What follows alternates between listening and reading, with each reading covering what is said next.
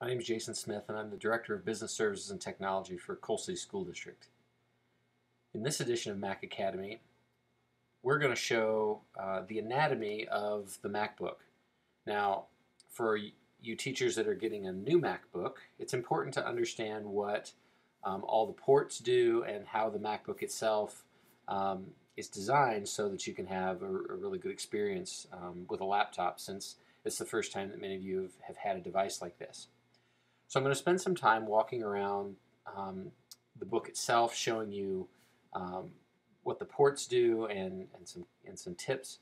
So we're going to start on the left-hand side of the MacBook with the port that's furthest in the back, and this is the power connector. Now, in your box with your MacBook, not only did you get your unit, you also got your power cable, and mine's all nasty and twisted. When yours came, it had a little slot with two prongs on it, and you can unplug it and stick it right in the jack on the wall. It also comes with about a 3-foot cable or so, and that's so that you can remove the plug connector and put the extended cable connector on. This gives you a little more distance between the outlet and your MacBook. And it also doesn't cover up both outlets in the slot when you plug the adapter into the wall. Now, what's special about this adapter, unlike most laptops, is the fact that the end of this is magnetic. And so on your MacBook, the connector snaps into place. It only fits in one direction. Actually, it fits in either direction, but if you put it on this way, it covers up the other ports on your MacBook. So it will still charge your MacBook, however.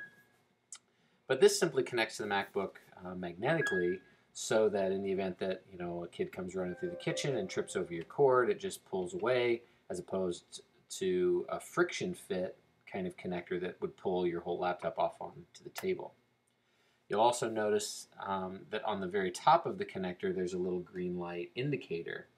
What this indicator does is let you know whether your MacBook is in the process of charging or already fully charged.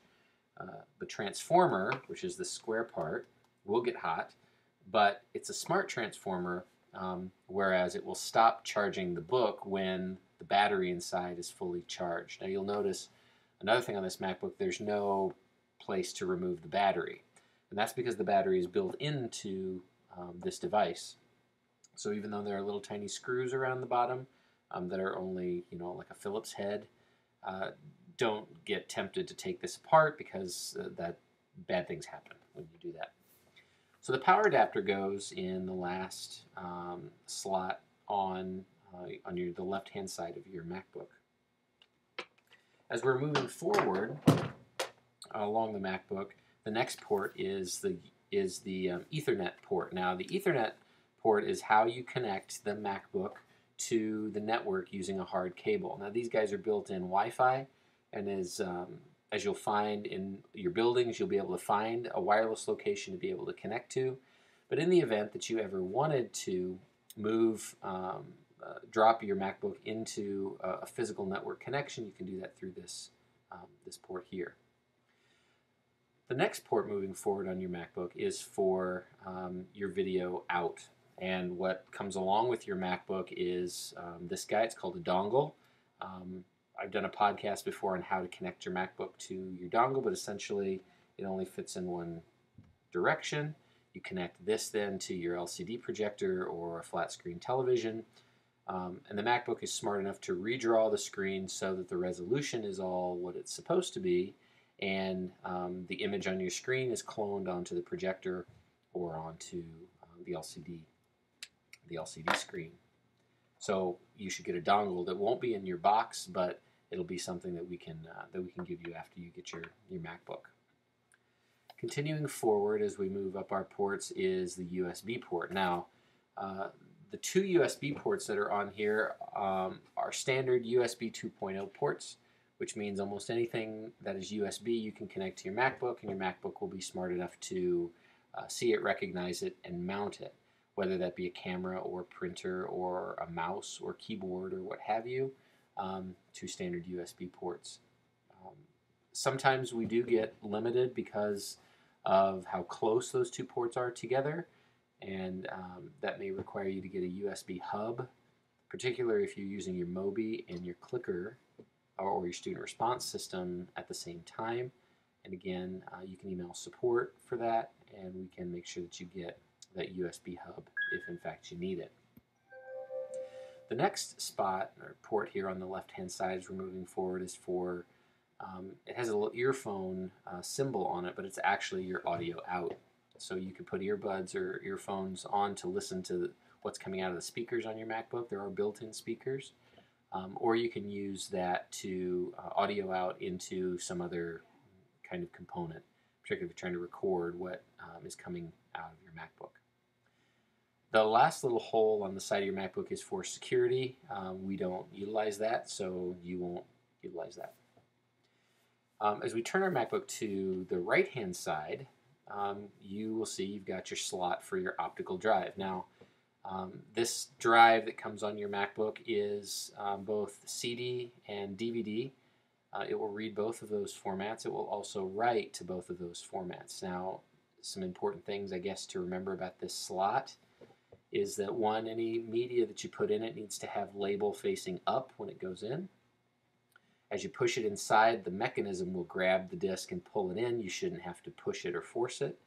And unlike back in the day where you used to be able to take a paper clip and stretch it out and poke a little button inside to force eject something, we don't do that here. So if you get something that's stuck inside, you can let support know, we can assist you with that. But this is where your optical drive goes. Optical drive lives. Also, don't put the small CD-ROMs into this. It'll get caught in the mechanism and it'll be bad here. Okay.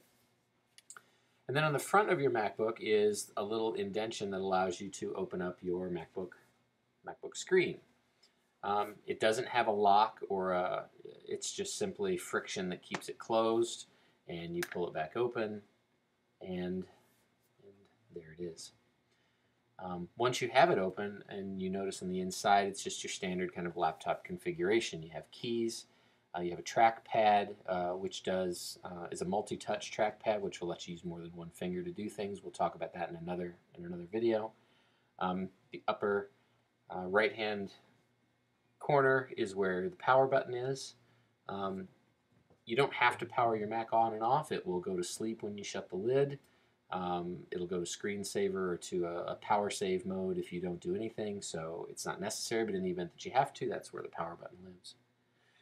Top corner of the other side of the keyboard is where the internal microphone lives. And so as you podcast or record your audio and video, that's going to be picking up your voice as you're talking. From there, obviously, you've got your screen, your LCD screen, and at the very top, there's a little tiny hole. That's where your web camera is located, the iSight camera, and you can use it in programs like iMovie or QuickTime Player to record your video. So that is the quick and dirty MacBook Anatomy lesson. It is not shatterproof or indestructible, and it's not waterproof. I had somebody ask that, so I just tell you it's not waterproof.